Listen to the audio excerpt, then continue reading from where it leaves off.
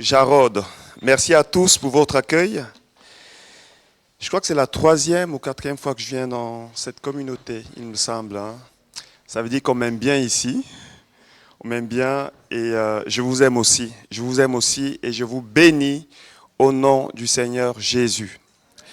Voilà, je m'appelle Thomas Ondoa, pasteur de l'église missionnaire évangélique de Genève, au Paquis. Vous savez, là où ça chauffe le plus à Genève, parce qu'on est environné de plusieurs témoins qui sont là, qui nous regardent, et nous, on résiste.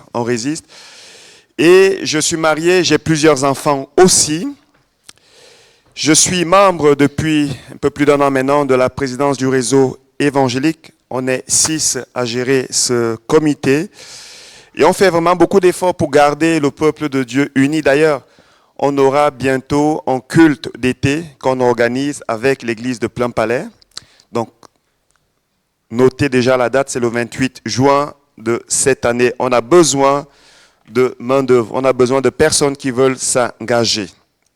Vous direz à mon ami, le pasteur Rico, que j'ai fait une annonce. Je vais lui dire moi-même. Je vais prier et remettre ce temps au Seigneur, remettre ce moment au Seigneur, demander au Saint-Esprit de nous conduire. Je crois que bien plus que ce que nous pouvons apporter nous en tant qu'hommes, le plus important, c'est ce que lui, il fait. Et je crois que Dieu fait encore. Je crois que Dieu est encore Dieu. Je crois que Dieu agit encore aujourd'hui. Il est capable de faire les mêmes choses qu'il a fait depuis la nuit des temps. Cependant, il est important pour nous de disposer notre foi. Notre foi, c'est le canal par lequel Dieu passe. Il n'y a aucun autre moyen. C'est la raison pour laquelle la Bible nous dit que sans la foi, nous ne pouvons pas être agréables à Dieu. Il faut que celui qui s'approche de Dieu croit que Dieu existe. Et si nous nous sommes levés ce matin pour venir ici, je crois bien sûr c'est pour adorer Dieu, mais je crois aussi que c'est pour recevoir. Amen. On est venu recevoir. Quand on apporte à Dieu, on reçoit. Et le moyen par lequel on reçoit, c'est la foi. Priez avec moi pour que le Saint-Esprit dispose toutes choses. Amen. Éternel Père Saint, notre Dieu, nous voulons te dire merci pour la grâce que tu nous fais ce matin de nous tenir dans ta présence. Ta parole nous dit, heureux celui que tu admets dans ta présence.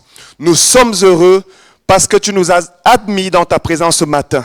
Nous croyons que tu es au milieu de nous, Jésus, car tu nous as fait la promesse que là où 2 ou 3 sont assemblés en ton nom, tu es au milieu d'eux. Et nous savons que ton caractère divin ne change pas, car tu es le même hier, aujourd'hui et éternellement.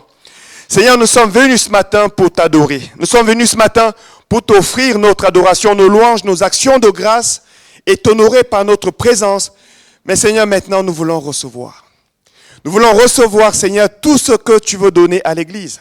Seigneur, permets que le Saint-Esprit soit au contrôle absolu de toutes choses. Seigneur, nous te soumettons tout élément physique, visible et surnaturel, invisible, maintenant, au nom de Jésus. Seigneur, je me tiens sous ton autorité, Jésus.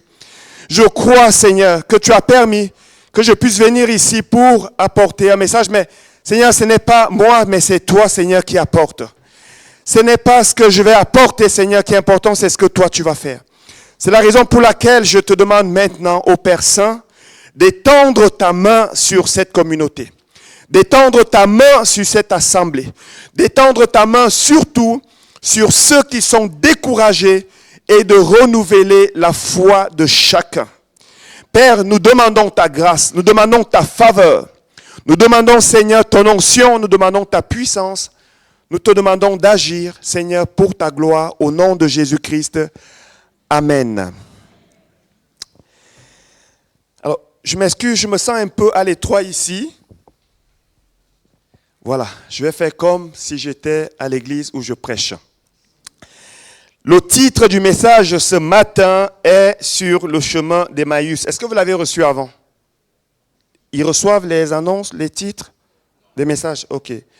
Alors je suis content parce que il y a plusieurs prières qui sont allées un peu dans le sens de ce que je vais apporter sur le chemin d'Emmaüs. Je crois que c'est quelque chose, c'est un titre que nous connaissons déjà. Et je crois que ça nous a été prêché en maintes reprises, parce que ça fait ici écho à ce qui s'est passé après la mort et la résurrection de Jésus-Christ. Au moment où Jésus va mourir et ressusciter, ils ne le savent pas encore, ces deux disciples.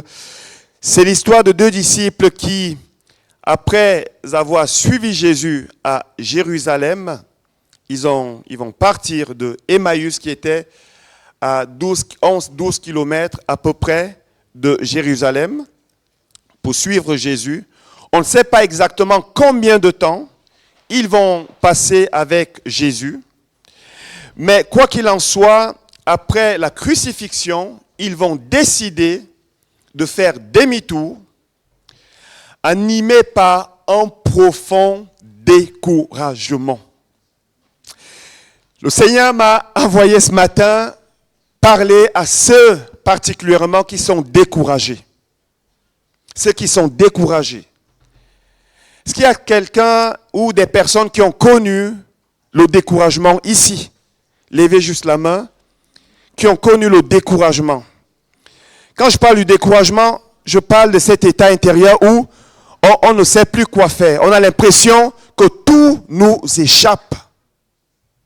On essaye de s'accrocher à une promesse de Dieu, à la parole de Dieu. On prie pour nous, mais cependant, ça ne va pas. Cependant, ça ne va pas. Et c'est l'histoire de ces deux disciples sur le chemin d'Emmaüs qui vont faire demi-tour et rentrer chez eux. D'une certaine manière, ils vont jeter l'éponge. Mais Dieu ne va pas le permettre. On va lire leur histoire, c'est dans Luc 24, 13 à 35.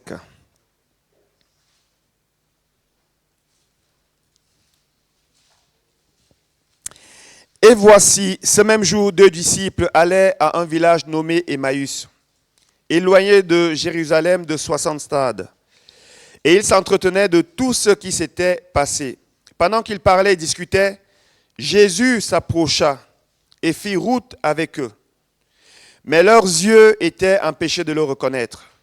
Il leur dit, de quoi vous entretenez-vous en marchant pour que vous soyez tout tristes? L'un d'eux, nommé Cléopas, lui répondit, es-tu le seul qui, séjournant à Jérusalem, ne sache pas ce qui est arrivé ces jours-ci? Quoi? Leur dit-il. Et ils lui répondirent, ce qui est arrivé au sujet de Jésus de Nazareth, qui était un prophète puissant en œuvre et en parole, devant Dieu et devant tout le peuple. Et comment les principaux sacrificateurs et nos magistrats l'ont livré pour le faire condamner à mort et l'ont crucifié.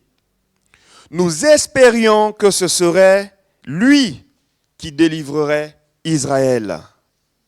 Nous espérions que ce serait lui qui délivrerait Israël. Mais avec tout cela, voici le troisième jour que ces choses se sont passées. Il est vrai que quelques femmes d'entre nous nous ont fort étonnés. S'étant rendues de grand matin au sépulcre, n'ayant pas trouvé son corps, elles sont venues dire que des anges leur sont apparus et ont annoncé qu'il est vivant. Quelques-uns de ceux qui étaient avec nous sont allés au sépulcre et ils ont trouvé les choses comme les femmes l'avaient dit. Mais lui, ils ne l'ont point vu. Alors Jésus leur dit, ô hommes sans intelligence, et dont le cœur est lent à croire tout ce qu'ont dit les prophètes. Ne fallait-il pas que le Christ souffrit ces choses et qu'il entrât dans sa gloire? Et, commençant par Moïse et par tous les prophètes, il leur expliqua dans toutes les Écritures ce qui le concernait. Lorsqu'ils furent près du village où ils allaient, il parut vouloir aller plus loin, mais ils le pressèrent en disant, « Reste avec nous, car le soir approche, le jour est sur son déclin. » Et il entra pour rester avec eux. Pendant qu'il était à table avec eux, il prit le pain, et après avoir rendu grâce, il le rompit et le leur donna. Alors leurs yeux s'ouvrirent et ils le reconnurent, mais il disparut de devant eux. Et ils se dirent l'un à l'autre, notre cœur ne brûlait-il pas au-dedans de nous lorsqu'il nous parlait en chemin et nous expliquait les Écritures. Se levant à l'heure même, ils retournèrent à Jérusalem et ils trouvèrent les 11 et ceux qui étaient avec eux assemblés et disant, le Seigneur est réellement ressuscité. Et il est apparu à Simon, ils racontèrent tout ce qui leur était arrivé en chemin et comment il l'avait reconnu au moment où il rompit le pain. En lisant cette histoire, je me suis rendu compte que nous avons tous, même en tant que chrétiens, probablement fait ce chemin d'Emmaüs. Et quelquefois sans s'en rendre compte. Pourquoi? Parce que le chemin d'Emmaüs, c'est d'une certaine manière un chemin de désarroi, un chemin de découragement, un chemin où on a l'impression qu'on est dans l'échec, un chemin de tristesse, un chemin où on est dans l'abattement, parce que c'est ce qui est arrivé à ces deux disciples. Un chemin où on est dans la confusion, un chemin où on se pose beaucoup de questions. Je ne sais pas si ça vous arrive de vous poser des questions. Mais pourquoi on ne s'attendait pas à ça? C'est parce que la Bible m'a dit, c'est parce qu'on m'a prophétisé. On m'a donné une parole de connaissance, mais là, ce que je vois, c'est autre chose. Un chemin où on est dans une marche rétrograde. On revient en arrière. On revient en arrière. On rebrousse chemin. C'est un chemin où, quelquefois, on est prêt à jeter l'éponge. Ça suffit. Quelquefois, on a traversé ce chemin-là. On a été dans ce chemin. Et c'est ici les premiers éléments qu'on retrouve dans cette histoire d'Emmaüs, où on voit ces deux disciples, Cléopas et son ami, qui sont aussi d'une certaine manière dans une fuite en arrière. On fuit. Ici, pour nous situer dans le contexte, on le sait, on vient de crucifier Jésus. Il est mort à la croix et il n'était pas seul. Il y avait deux autres personnes avec lui. Vous savez, la mort, la crucifixion, c'était la mort la plus terrible. Ça a été inventé, non pas par Israël, par les Juifs, mais par les Romains. En fait, le but, c'était de faire peur aux personnes. C'était de faire peur et apparemment, ça marche bien parce que les dirigeants de ce monde, quand ils veulent asservir, ils font peur. Si plusieurs nations aujourd'hui fabriquent des bombes nucléaires, le but c'est quoi? C'est pour faire peur. Lorsque tu fais peur à quelqu'un, tu arrives à le dominer. Et le but de la croix, c'était de faire peur aux personnes pour les dissuader de se révolter. Les Romains, en ce moment, on le sait, avaient pour but d'asservir plusieurs nations. Et parce qu'ils ne voulaient pas de soulèvement, qu'est-ce qu'ils faisaient?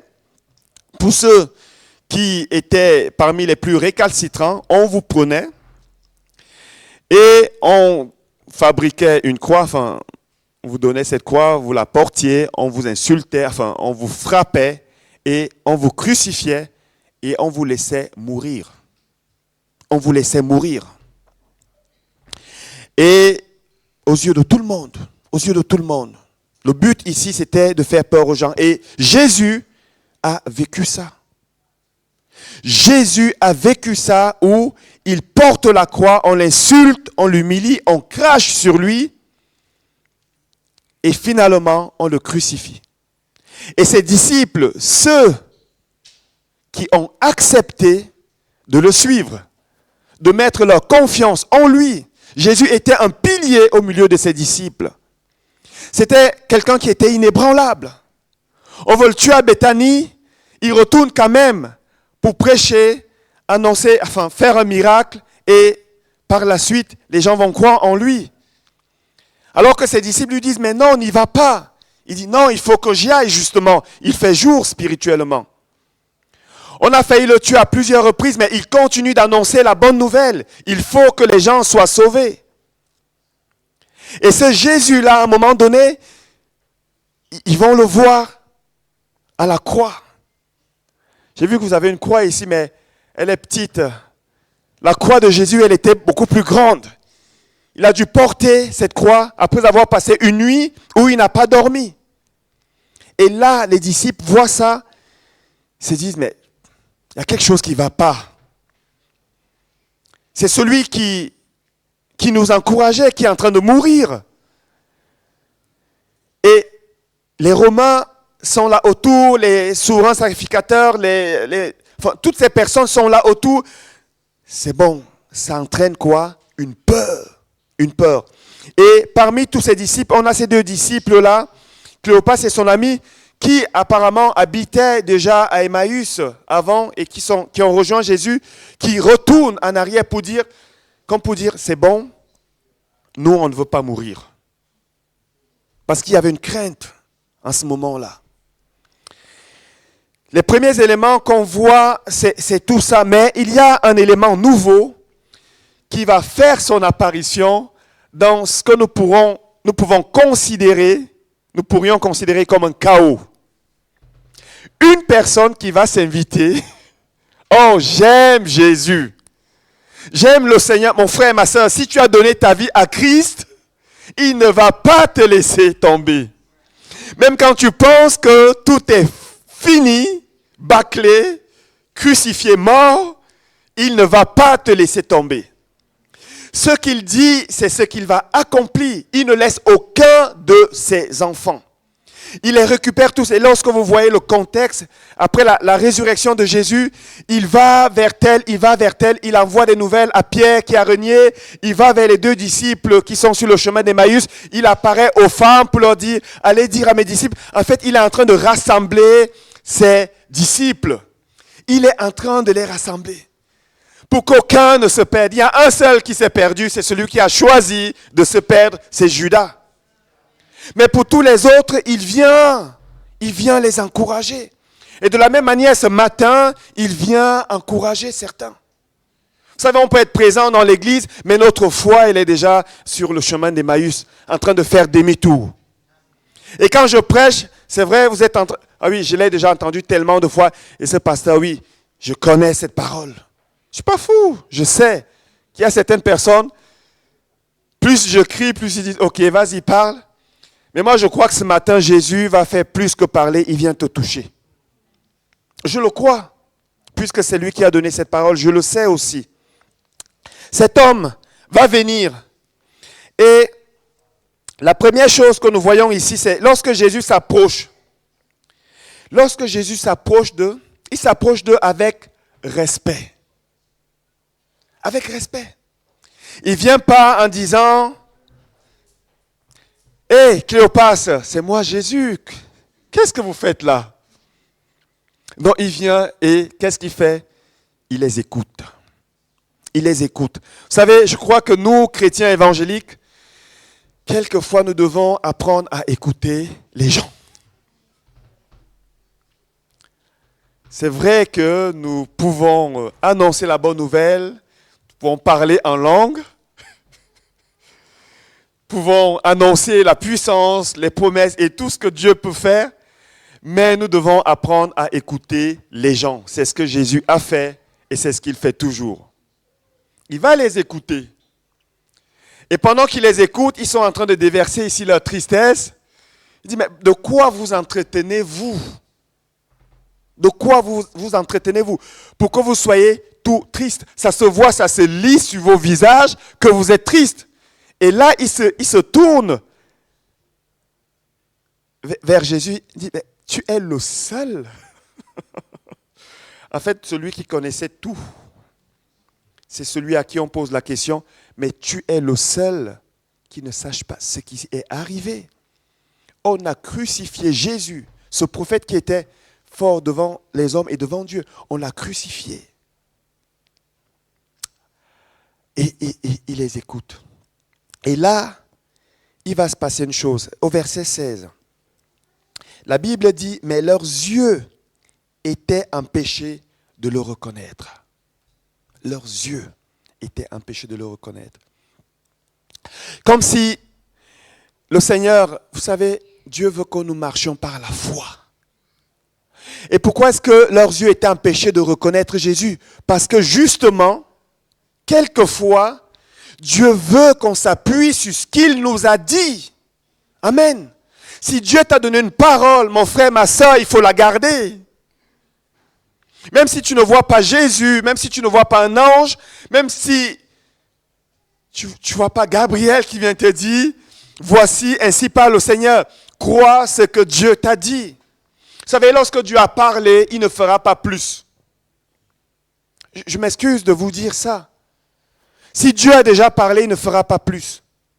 Parce que le moyen par lequel Dieu passe pour créer, c'est la parole. Le moyen par lequel il passe pour amener les choses à l'existence, c'est la parole. Et lorsqu'il a déjà dit quelque chose, c'est la vérité, c'est déjà arrêté, c'est déjà mesuré. Et lorsqu'il libère cette parole, nous devons simplement croire. Et Jésus, à plusieurs reprises, a parlé à ses disciples. Il a parlé à ses disciples. Il leur a annoncé les choses. Et lorsqu'il s'approche d'eux, il les empêche d'une certaine manière de le reconnaître dans un premier temps. Ils vont le reconnaître après, mais ça ne sera pas, nous allons y arriver, par un signe qui ramène aussi à la Sainte Seine, à la croix. Leurs yeux étaient empêchés de le reconnaître. Quelquefois, Dieu veut que nous marchions par la foi et non pas par la vue. Et la deuxième chose que nous voyons dans ce texte, c'est ils s'entretenaient avec des choses qui les amenaient de plus en plus à être tristes. De quoi? Il leur dit, de quoi vous entretenez-vous pour que vous soyez autant tristes? Pour que vous soyez tout tristes. De quoi vous entretenez-vous?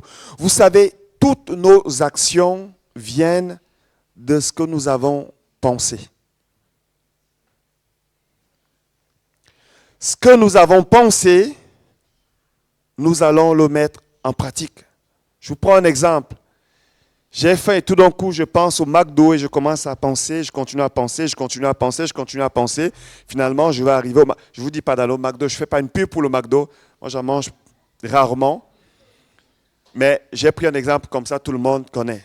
Plus tu penses, et à un moment donné, tu te diriges vers le McDo, tu prends ton McDo et tu manges. C'est né d'où cette action? D'une pensée. D'une pensée. Plus je vais avoir des pensées tristes, pauvre de moi. Vous savez, comme nous, les chrétiens, on aime faire devant Dieu, dans la chambre. Oh Seigneur, tu vois ce qu'on m'a fait. Tu vois ce que tel m'a fait. Tu vois ce que je subis. Mais je suis malade. Et j'ai tout ceci. Et j'ai cela. Et là, le diable, il est à côté de toi. Et il te dit, continue, c'est bien. Continue.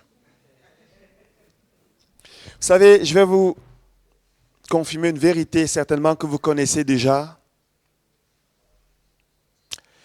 Lorsque tu pleures, lorsque tu es triste, lorsque tu te lamentes, Dieu compatit. Mais la seule chose qui va faire bouger la main de Dieu, c'est lorsque tu vas mettre ta foi en action. Vous savez, si Dieu agissait simplement parce que les gens avaient pleuré, tout le monde entier aurait été exaucé. Parce que Dieu, il fait lever son soleil sur les bons comme sur les méchants, et il est Dieu. Il veut aussi faire du bien même à ceux qui ne le connaissent pas encore. Lorsque tu pleures, il est là avec toi. Mais il attend que tu finisses de pleurer et ensuite que tu mettes ta foi en action. Parce qu'aussi longtemps que ta foi n'est pas capable de recevoir ce que Dieu veut te donner, il y aura un problème. Et je vous annonce cette parole, mes amis, non pas pour culpabiliser, mais pour tous nous encourager à la foi. Parce que c'est l'une des seules choses qui nous rend agréables à Dieu. De quoi vous entretenez-vous? Qu'est-ce que vous ruminez? Qu'est-ce que vous repassez dans votre cœur? J'aime bien l'attitude de Marie lorsqu'on lui annonce les choses à venir. La Bible dit qu'elle repassait ces choses dans son cœur. Elle repassait ces choses. Elle les repassait. Vous savez quoi? Lorsque vous repassez les choses dans vos cœurs, lorsque vous repassez la parole de Dieu, elle finit par être une réalité. Elle finit par s'enraciner. J'aime bien les gens, lorsqu'on leur dit quelque chose et qu'ils ont saisi que c'est la parole de Dieu, ils vont écrire ça dans un papier, dans un livre. Et à chaque fois, ils reviennent, ils lisent. Ah Seigneur, tu m'as dit ça. Seigneur, tu m'as... Repasser les choses dans son cœur, c'est important. Dans le livre de Lamentations, 3, 21 à 23, ici, on a Jérémie qui était aussi un croyant, un homme que Dieu a aimé, appelé dans sa jeunesse. Il dira ceci: voici ce que je veux repasser en mon cœur. Voilà ce qui va entretenir ma foi. La foi, elle a besoin d'être entretenue. Voilà ce que je veux repasser en mon cœur, ce qui me donnera de l'espérance. Les bontés de l'Éternel ne sont pas épuisées. Les bontés de l'Éternel ne sont pas épuisées. Ses compassions ne sont pas à leur terme. Elles se renouvellent chaque matin. Oh, que ta fidélité est grande. Ici, dans le livre de Lamentations, Jérémie, il est dans d'atroces souffrances. Il a l'impression que Dieu veut en finir avec lui. Il est en train de crier, mais après cela, qu'est-ce qu'il fait? Il se ressaisit. Il se ressaisit. Les bontés de l'Éternel ne sont pas épuisées, elles se renouvellent. Elles se renouvellent. Et si il y a une personne, même lorsque c'est mort, est capable de ressusciter, c'est Dieu. Mon ami, tu as le droit de croire. Et crois-moi, c'est un Thomas qui te le dit, tu as le droit de croire. Surtout quand Dieu est ton Père. Alors il ne le fera peut-être pas tout de suite, peut-être pas de la manière dont toi tu aimerais qu'il le fasse, mais il va le faire. Tu peux repasser cela dans ton cœur. Et ici on voit qu'à cause de ce qu'ils ont entretenu, à cause de ce qu'ils étaient en train de repasser, j'imagine ils sont en train de marcher comme ça et oh Cléopas, tu te rends compte, mais mon frère viens. Ok, on va simuler. Alors, moi c'est Cléopas. Et lui, c'est le frère anonyme. Non, lui, c'est Cléopas. Moi, je suis anonyme. Ok. Et on est en train de marcher. Oh là là, mais Cléopas, tu ne te rends pas compte. On a laissé nos familles. On a laissé nos enfants pour suivre Jésus. Mais, qu'est-ce que tu en penses? C'est terrible. C'est terrible. Je n'ai pas les mots. On pensait que c'était lui. Mais au final, je pense que c'est mieux qu'on rentre chez nous. Quelle honte. On a laissé tout le monde en disant on suit un prophète. Et on va arriver là-bas, ils vont nous regarder, ils vont nous dire ah c'est bien fait pour vous, vous avez suivi un illuminé. Je m'excuse, hein, c'est pas le cas, mais on va faire comment? Et on a tout vendu, on a tout laissé, on a fait comme Pierre, on a laissé. Oh, Cléopas, qu'est-ce qu'on fait? Je pense il faut qu'on rentre. Si on ne rentre pas, on va mourir. Tu as raison. Il faut qu'on rentre. On jette l'éponge. C'est fini. Est-ce qu'on peut un peu... Vous savez, ce n'est pas facile de faire lever quelqu'un comme ça et on n'a pas fait de répétition. C'est ce qu'ils étaient en train de faire. C'est ce qu'ils étaient en train de faire. J'aimerais vraiment marquer les choses dans notre esprit parce que je crois que Dieu va également agir. Et là, ils sont en train de s'entretenir de ces choses-là. Et parce qu'ils s'entretiennent de ces choses-là, ils sont de plus en plus tristes. La troisième pause, il y en a 5. La troisième pause que nous allons marquer ce matin nous rappelle que Dieu parle tantôt d'une manière, tantôt d'une autre. Je ne sais pas si ici, on laisse la place aux femmes pour prêcher. Et je ne suis pas venu changer les choses, mais il me semble que lorsque Jésus ressuscite, il apparaît aux femmes et il donne aux femmes un message. Allez dire à mes disciples que je suis vivant. Je suis vivant. Dieu, Jésus, a donné ce message à qui? Aux femmes. Et ici, on a 2 personnes sur le chemin d'Emmaüs qui, visiblement, ont entendu ce message des femmes et ils ont trouvé ça un peu bizarre. Il est vrai que quelques femmes nous ont raconté qu'ils sont arrivés au tombeau et le tombeau était vide. Et puis il y a même des disciples, hommes, qui sont allés là-bas et qui ont constaté que ce que les femmes avaient annoncé était vrai. Mais quand même, ça vient des femmes. Mes sœurs, Dieu peut aussi vous parler. Je disais ce matin que Dieu a déjà planté le décor. Je crois que c'est ma sœur qui a lu la prophétie de Joël. Dans les derniers temps, dit Dieu, je répandrai mon esprit sur toute chair. Vos fils, et pas seulement vos fils, mais vos filles aussi prophétiseront. On est où? Dans les derniers temps. Les hommes vont parler, mais aussi les femmes. Les femmes. Mes sœurs, si vous avez reçu quelque chose de Dieu, ne vous taisez pas. Ne vous taisez pas. Même si on ne veut pas vous écouter, ne vous taisez pas.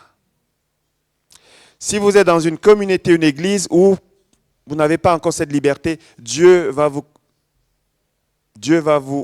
amener à parler dans un endroit où on va vous écouter. Ici, les 2 disciples qui ont fait demi-tour n'ont pas écouté les femmes. Ils ont entendu, ok, il est bien vrai que Dieu parle tantôt d'une manière et il parle tantôt d'une autre. Et la deuxième chose que j'aimerais apporter aussi dans ce même volet, c'est que, vous savez, quelquefois, nous sommes tellement découragés, mais tellement découragés, que ça ne sert parfois à rien de nous prendre la parole et de nous frapper comme ça avec la Bible à coups de versets que nous connaissons déjà. Vous savez, il y a certaines personnes qui sont tellement découragées, qui connaissent les versets que vous leur apportez. Si ça seulement suffisait, elles auraient déjà changé. Vous savez, il faut qu'on ait la sensibilité du Saint-Esprit. Il faut qu'on ait la sagesse de Dieu. Quelquefois, il faut juste prier pour des gens. Juste prier.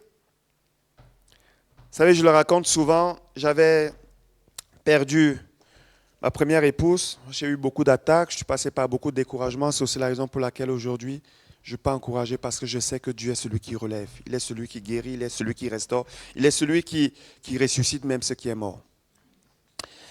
Mais ça n'avait pas été le cas avec ma défunte épouse. On a prié comme ça, un cancer qui est là, foudroyant, et en 6-7 mois, elle décédait. Je me rappelle au début, quand on a appris cette nouvelle, j'ai prié, j'ai dit, Seigneur, je n'ai ni la foi de Job, ni celle d'Abraham. La foi de Job, vous savez, celle qui encaisse beaucoup en peu de temps. Bam, bam, bam. Et la foi de Job, celle qui résiste pendant longtemps, 25 ans, qui est là. Elle continue de croire. Et je crois que Dieu m'a pris au mot et en quelque temps, elle partait. Moi, je pensais à la guérison, mais lui, il a décidé autrement. Mais pendant le temps de la maladie, mais on a entendu tellement de choses. Mais tellement de choses. Vous savez, on est enfant de Dieu. On a la parole et certaines personnes, je le respecte, ont lu leur Bible peut-être 5, 6, 7 fois, la connaissent par cœur. Mais quelquefois, faisons attention. On a entendu des personnes nous dire à gauche, on a entendu d'autres personnes nous dire à droite, et tout ça en s'appuyant sur la parole. Vous savez, si tu as péché, repens-toi. Ouais. Et puis, vous savez, il y a des gens, je regardais comme ça, je disais, mais vous pensez qu'on n'a pas commencé par ça? Vous pensez qu'on n'a pas commencé par ça? Alors, par humilité, et on s'est dit, peut-être que Dieu est en train de nous parler. Seigneur, on te demande encore pardon. Il y a d'autres qui vous tirent à droite, d'autres qui vous tirent à gauche, d'autres qui vous tirent au nord, au sud. Et à un moment donné, vous êtes écartelés. Écartelés. Arrêtons d'écarteler des gens. Vous savez, on est dans l'église pour avoir de la compassion les uns envers les autres. Lorsque quelqu'un est découragé à l'extrême, parfois ça ne sert à rien de venir et de l'assommer encore avec la parole. Ça ne va pas arranger les choses.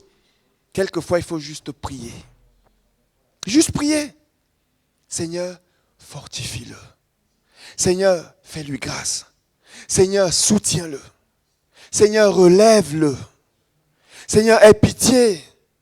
Seigneur, agis dans sa vie. Vous savez, c'est plus efficace. Et Dieu veut entendre ça. Et ici, ces deux disciples, peut-être étaient-ils tellement découragés que même la parole qui a été annoncée n'entrait plus. Vous savez, le découragement est terrible. Le découragement peut nous faire sortir du plan de Dieu. Le découragement peut nous faire reculer, rétrograder. Je crois que l'une des armes que Satan utilise le plus, c'est le découragement. Et il y a plusieurs personnes dans nos églises qui sont découragées.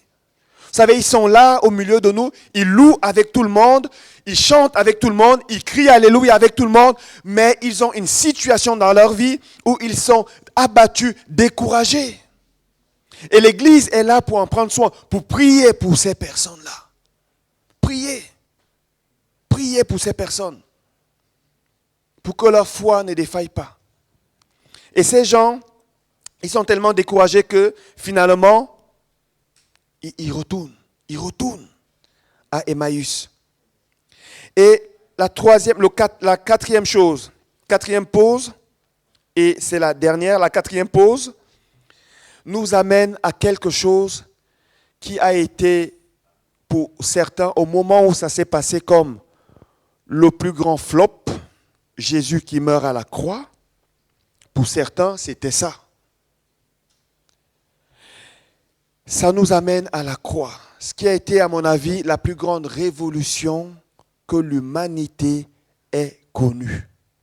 Vous savez, c'est à partir de l'œuvre de Jésus-Christ à la croix, sa mort et sa résurrection, que l'humanité a pris une autre tournure pour ceux qui veulent entrer au ciel.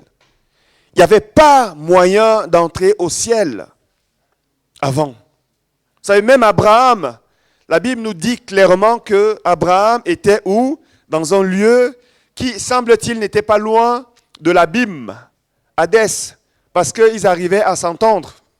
L'un criait là-bas et l'autre entendait, l'autre parlait là-bas et l'autre entendait. Ce n'était pas encore l'endroit où Dieu habite. Ça s'appelait le sein d'Abraham. Et ceux qui étaient morts avant, qui étaient des justes, qui étaient des croyants, ils n'entraient pas au ciel. Tous avaient besoin de l'œuvre de la croix. C'est la raison pour laquelle aussi, lorsque Jésus va mourir à la croix, il va dire à cette personne qui a cru, aujourd'hui même, tu seras avec moi dans la maison de mon Père. Ce n'était pas le cas pour les autres qui mouraient avant. Ils étaient dans une salle d'attente, priant que l'œuvre de la croix s'accomplisse. Sinon, ils n'entraient pas au ciel. Et ici, qu'est-ce que Jésus va faire? Qu'est-ce que Jésus va faire lorsque il vient, il parle, il discute, il les enseigne, il pose, il plante le décor? non pas seulement par des paroles, mais aussi par la puissance de Dieu, parce qu'il y a quelque chose en eux qui brûlait comme un feu qui réchauffe la foi, un feu qui ranime quelque chose. Il va s'asseoir avec eux. Il a envie d'aller plus loin, mais ils insistent, ils sentent qu'il y a quelque chose là, quelque chose de bon dans ce que cet homme est en train de nous dire. Ils sentent que leur foi est en train d'être réchauffée. Ils sentent qu'il y a un feu qui est là en train de consumer la tristesse, le chagrin, quelque chose qui les anime, quelque chose qui sent bon. Alors ils insistent. Vous savez, on aime bien les gens comme ça. Viens, reste encore avec nous. Et Jésus va entrer avec eux. Et qu'est-ce qu'il va faire? Ensuite, pendant qu'il était à table avec eux, il prit le pain et après avoir rendu grâce, il le rompit et le leur donna. Il fait exactement ce qu'il a fait lorsqu'il a institué la Sainte Seine. Vous savez, il y a une puissance dans la Sainte Seine. Ce n'est pas pour rien que Jésus a dit, faites ceci en mémoire, en souvenir de moi. Lorsque tu sens que ça ne va plus, lorsque tu sens que tu es perdu, reviens sur ce que Jésus a accompli à la croix. Prenez la Sainte Seine, non pas seulement comme une habitude, un rituel, mais demandez la révélation qui est cachée derrière.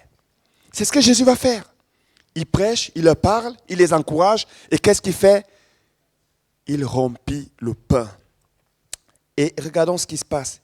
Alors leurs yeux s'ouvrirent. Leurs yeux s'ouvrirent, que nos yeux s'ouvrent ce matin.